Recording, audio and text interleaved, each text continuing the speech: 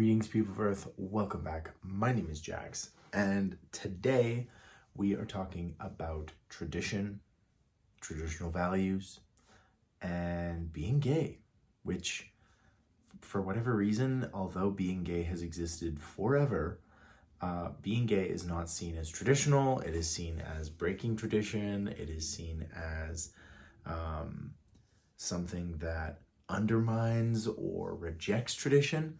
So I thought I would share kind of an interesting story, a little bit of family history, and my relationship with tradition and traditional values and traditional culture and everything. So I have brought something. So today we're looking at this, and the actual picture doesn't matter at all. It's kind of weird. In fact, it's like a girl looking in a mirror. What is interesting is this frame.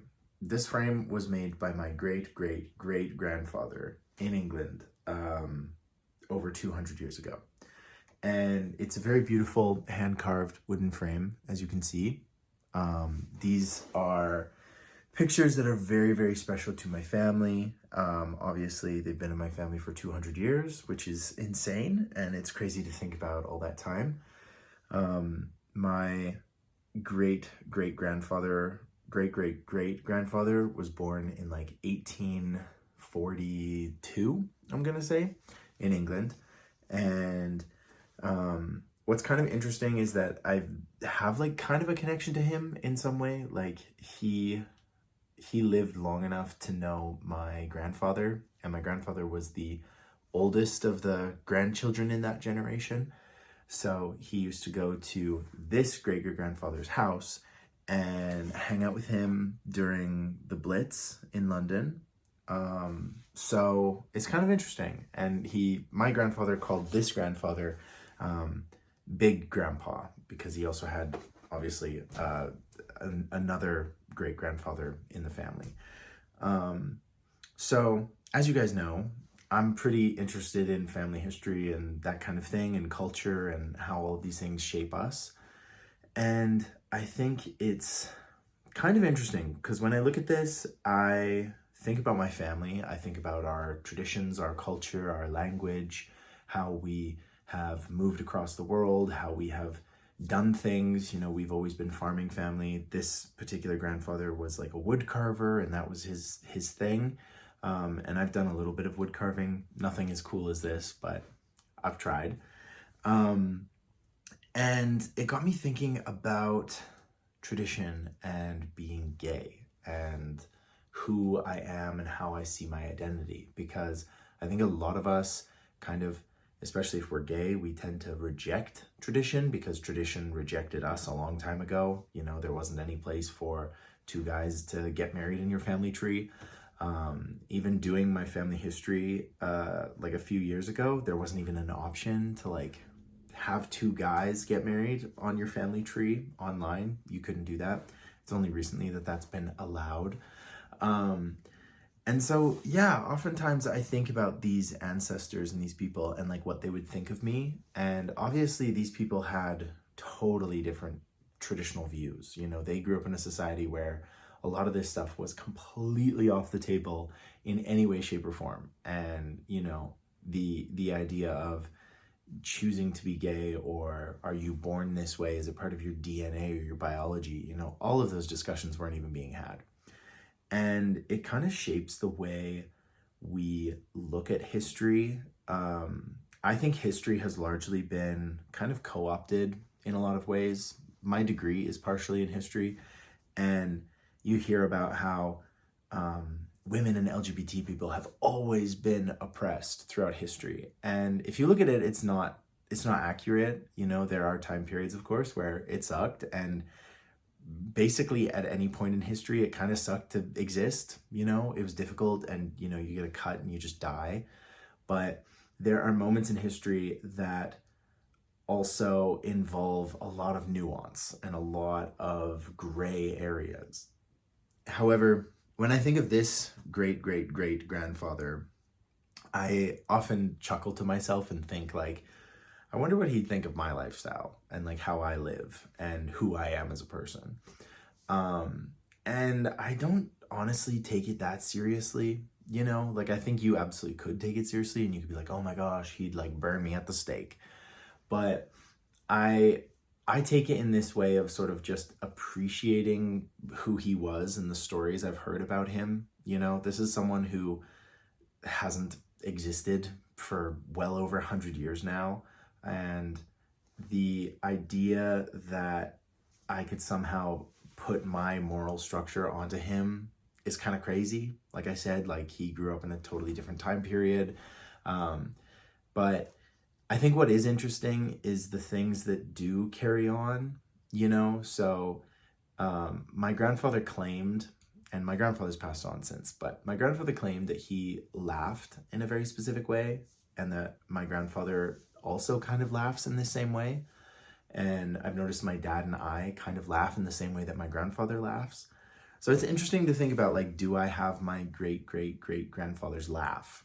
Or do I have certain sayings that I say that have been passed down? Like my family has loads of these little old English sayings, like keeping the wolf from the door or things like that, that have a very specific meaning in our household. And I wonder, like, where did those come from? Maybe they just came from general culture, or maybe they are passed down. And in that same way, it gets me thinking about biology and like, what have I inherited from this person? You know, like his DNA makes up a very small portion of who I am. You know, you have a lot of great great great grandparents, like you have like more than 32 of them.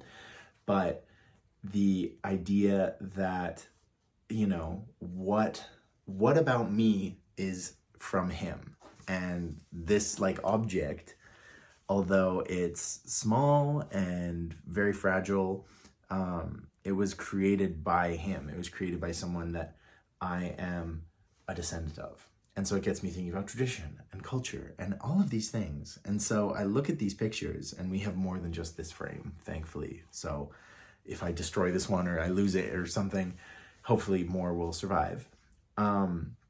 But it makes me wonder about what will be remembered going forward, and what traditions do we set, and what traditions do we put in place for the future generations, if there are future generations, because you never know.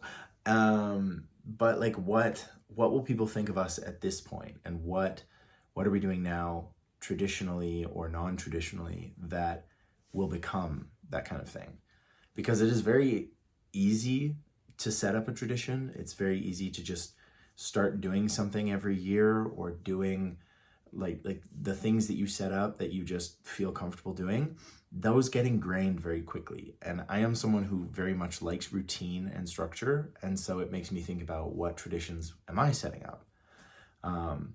So it's kind of this past, present, and future idea when I look at this. And I know it's just a picture frame, and, you know, but it gets me thinking about our place and how we set these things up. And just like we look back and we think, how could those people think that? How could they do that? You know, my dad talks about playing with mercury on his desk, and now we know that mercury is very toxic, and the ideas of like playing with it, or having lead pipes or lead paint, or, you know, we look back at the previous traditions and we go, oh my gosh, I can't believe they did that. What are people going to think about what we do right now and go, oh my gosh, I can't believe people did that? I have this sneaking suspicion that the way we do social media right now is going to be one of these things. I think people will look back and go, I cannot believe they posted everything about themselves. I cannot believe that they had these arguments with like bots online, these fake people. I cannot believe they let AI get that strong or that pervasive inside society. So I'm sure we're doing things right now that the next generations, if they get a chance to exist, are gonna go, what? Why did you guys think that was a good idea? To mess with this thing, like to mess with biology, to do this, to do that. Maybe it'll be as simple as like, I can't believe they used like petrol in their cars. Like, I can't believe they used dinosaur fuel. Like, that's insane. Like, they could just explode. That's crazy. Who knows? We don't have the ability to like really have a foresight about that, but our hindsight is 2020. We look back at previous generations and go, I can't believe they just didn't let two guys get married. Like, how does that affect anyone else but those two guys? Just leave them be. So I don't think as a gay person, you have to have like a strong ingrained tradition. I don't think you have to appreciate traditions. I think it sure helps. You know, you don't have to follow tradition, but I think appreciating why people have these traditions, why we have these things that we do, these rituals, these things that sometimes feel silly. I think just having an appreciation for that and how humans like comfort, we like consistency, we like the ability to know what is going to happen next and why are we doing this? Why do we sit down and have dinner together? I think having an appreciation for tradition is really important, no matter who you are. But that being said, tradition and traditional values should be able to be whatever you feel. They should be whatever you set. They do not have to be a set, prescribed thing, you know? The idea of traditional values implies that everyone on earth comes from the same set of those values, and that's not true. If you go to China, if you go to an Aboriginal Australian home, if you visit anybody around the world, you will find traditions vastly different than your own. And the idea that we set these traditional values that our people need to follow, you know, society needs to follow, these children need to adopt these values or our society will crumble. I see a lot of this online. I see a lot of this politically. I see a lot of conservative people talking about this and saying, we need more traditional values. Okay, what are you defining as traditional values? Because if we're talking about like not cheating on your wife and, you know, being an upstanding citizen and helping those in need, I can get behind that. But if you're talking about how marriage has to be a man and a woman and, you know, anything other than that is somehow wrong or non-traditional, you lost me. You know, you're not going to convince me of that because that's just your opinion based on your set tradition.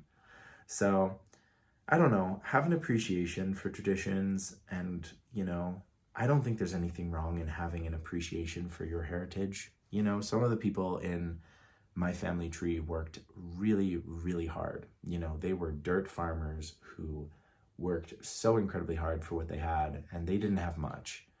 And I'm very humbled. I'm very, you know, proud of those farming people that I come from and the adversities they faced. Yeah, and I don't think there's anything wrong with that. And don't let anyone tell you there's anything wrong with that. I see a lot of gay people who just boldface reject any form of traditional idea or culture. And I mean, if traditional culture hurt you or made you feel unwelcomed, I'm sorry. But I think that's more to do with the people who were enforcing it rather than the actual culture itself. Sure, there are some cultural things that need to go the way of the dinosaurs, but don't let it paint your image of the past in such a negative light. Thankfully, there's more interest in even more ancient cultures like ancient China, Egypt, Greece, Rome, and all of these places had different ideas about homosexuality or religion or the way to living a good life. And you don't have to just reject all forms of tradition and history and culture and learning, but you get to choose. You really do get to pick and choose. We live in a very special era of history. So thank you for coming to my TED Talk, and thank you for appreciating what I think is quite a cool piece of little history. I'm happy to have shared that with you guys.